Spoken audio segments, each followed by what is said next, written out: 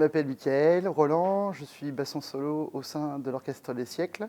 Alors le basson, c'est l'instrument le plus grave de la famille des bois. Harmoniquement parlant, c'est lui qui décide un petit peu la hauteur de tous les sons des autres instruments. Ce basson-là est né entre 1850 et 1855 à Paris, dans les ateliers d'une famille qui s'appelle Triébert.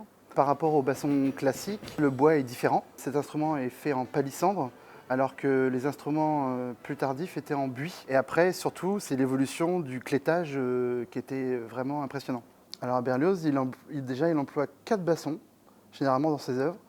Généralement, il y a toujours 2 bassons qui sont un peu dans l'aigu et 2 autres bassons qui sont dans l'extrême grave, pour avoir justement toute la palette de l'instrument et surtout d'avoir différentes sonorités. C'est un instrument qui s'adapte vraiment à tout son environnement, que ce soit rythmique, mélodique.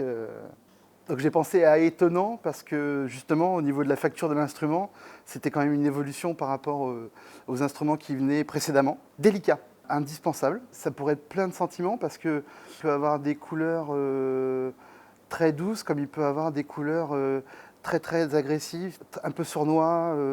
On peut jouer vraiment dans toutes les palettes. Donc le sentiment, je trouve que c'est un sentiment un peu général. Est-ce qu'il a un surnom? Alors, il n'a pas un surnom, mais moi je l'appelle le basson Berlioz. Donc on pourrait dire bébé. Alors bébé, il faut prendre soin. Alors il faut éviter donc tout ce qui est choc de température. Il faut l'essuyer régulièrement.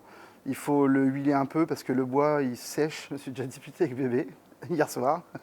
Et ça lui arrive d'être des fois capricieux. Et des fois il y a des notes qu'on arrive à jouer à certains moments et d'autres fois ça sort pas et on se demande toujours pourquoi. Moi j'ai pensé à un caméléon parce que je trouve que le basson il s'adapte un peu à tous les environnements où il est.